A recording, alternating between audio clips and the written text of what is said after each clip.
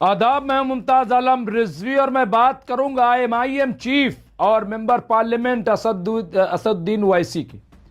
जी हाँ, असदुद्दीन ओवैसी ने बिहार में जो कमाल किया है उस पर बड़ी चर्चा हो रही है। वो लोग भी काफी खुश हैं जो असदुद्दीन ओवैसी को जिन्ना कहते हैं, जो ये कहते हैं कि दूसरा पाकिस्तान बनाना चाहते हैं। मैं बात कर रहा हूं भाजपा के लोगों की, मैं बात कर रहा हूं आरएसएस के लोगों की। वो भी खुश हैं, इसलिए खुश हैं कि बिहार के मुसलमानों ने असदुद्दीन ओवैसी पे एतमाद जाहिर किया है, सेकुलर पार्टियों पे नहीं किया। वो असदुद्दीन ओवैसी को लीडर मान चुका है, बहुत सारे तज्जिया भी कर रहे हैं। खैर, बिहार में जो कुछ हुआ है उसका रिजल्ट तो आएगा, लेकिन बात सिर्फ बिहार तक की नहीं है, बात अब यूपी की हो रही है। असदुद्दीन ओवैसी ऐलान कर चुके हैं और अब वो उत्तर प्रदेश की तरफ बढ़ रहे हैं। पहले से कह रहा था कि आरजेडी बीजेपी को नहीं रोक पाएगी। आप मेरे स्पीचेस उठाकर देख लीजिए, मैंने ये बात कही थी। मैं बार बार आज भी बिहार के उन लोगों से अपील कर रहा हूं जो इस गलतफहमी का शिकार हैं MY कॉम्बिनेशन के ऊपर। मैं पहले भी कहा, असेंबली इलेक्शन के दौरान भी कहा और आज भी कह रहा हूं, आप सिर्फ वोट डालने वाले बनकर रहेंगे, आप वोट लेने वाला बनिए। इससे दो फायदा होगा, आपकी लीडरशिप बनेगी और आपके जरिए से आप कम्युनल और फाशिस्ट फोर्सेस को रोक पाएंगे। ये संगम पिक्चर का गाना अच्छा दिखता, ये सियासत है। मैं अपनी पार्टी को लेके आगे बढ़ना चाहता हूं, मैं किसी के इंतजार में या फिराक में नहीं ठहर सकता। मैं आपको पहले से बोला था जब आप तमाम लोग दारुसलाम को आए थे कि क्यों आप नवीन यादव की तायीद कर रहे।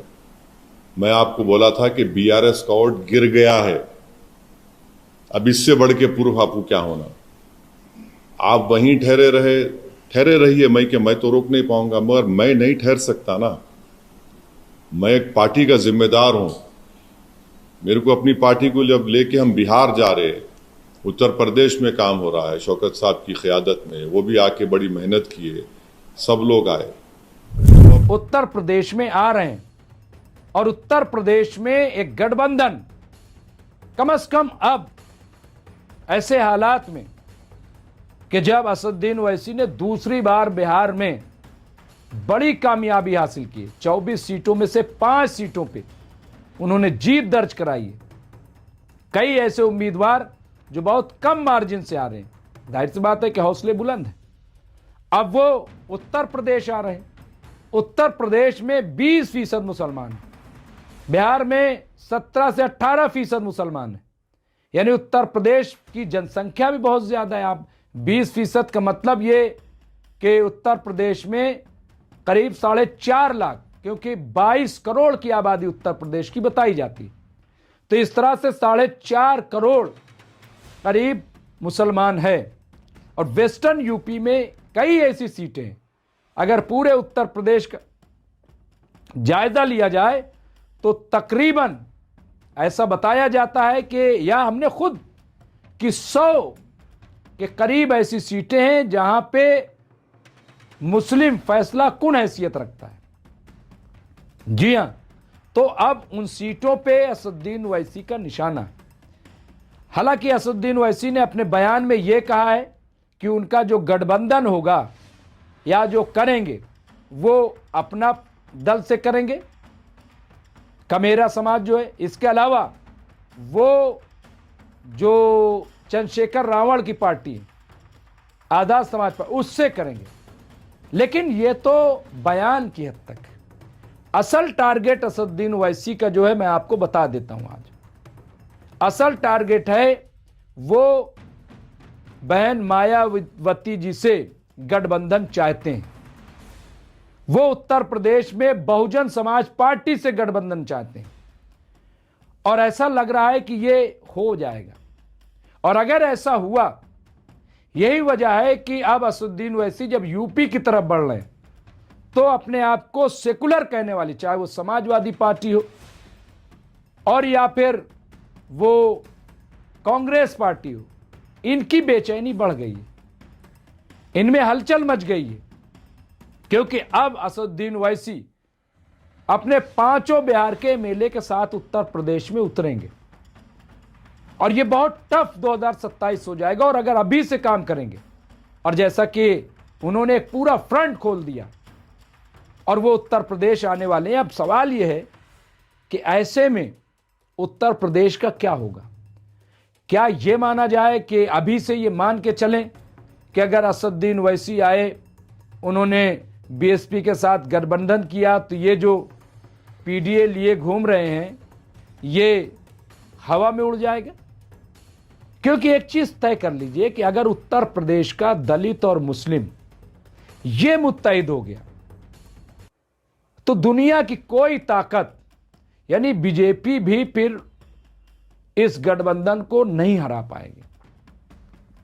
मैं मुसलमान की बात कर रहा हूं, मैं असदुद्दीन ओवैसी की बात नहीं कर रहा हूं, क्योंकि दलित के साथ अगर मुस्लिम यूपी में खड़ा होता है तो दलित 23% है, मुस्लिम 20% है, और इस तरह से 43% वोट बनते हैं, बाकी के वोट भी हैं।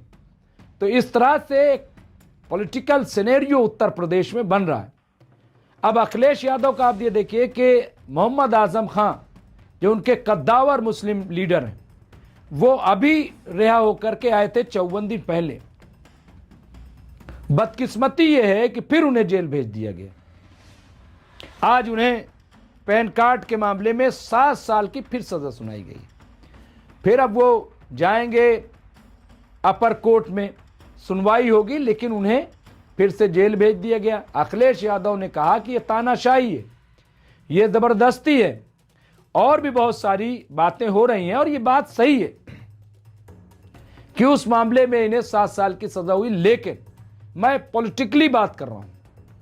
अब ऐसे में असदुद्दीन ओवैसी साहब को बात करने का मौका मिलेगा। वो फिर जो है आवाज उठाएंगे आजम खां के, और जब वो आजम खां के लिए बोलेंगे तो मुसलमान उनकी तरफ अट्रैक्ट होगा।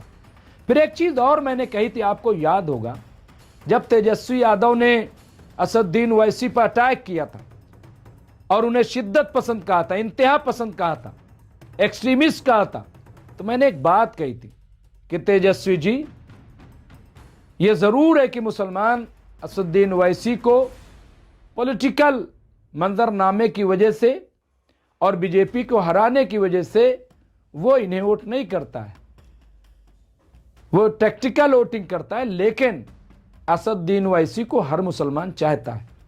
उसकी वजह क्या है? उसकी वजह यह है कि असदुद्दीन ओवैसी मुसलमानों के लिए बोलते हैं, बहुत सलीके से उनके मसले को पार्लियामेंट के अंदर, पार्लियामेंट के बाहर उठाते हैं।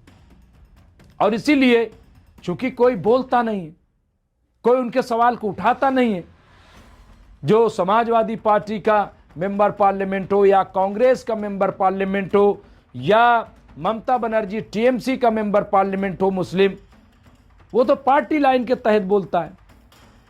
वो जिस तरह से उठाने चाहिए मुसलमान उठाता नहीं है, और असदुद्दीन ओवैसी उठाते हैं। ये चीज मुसलमानों को अच्छी लगती, भली लगती, भले वोट न दे, लेकिन हालात बदल भी सकते हैं। अब उसका अंजाम क्या होगा, नहीं होगा, ये तो पार्टियां तय करेंगी। लेकिन अब असदुद्दीन ओवैसी मगरबी बंगाल के साथ साथ उनका जो सबसे बड़ा टारगेट है वो उत्तर प्रदेश है, और उत्तर प्रदेश में जो सबसे बड़ा टारगेट है वो बहन मायावती जी के साथ गठजोड़ है।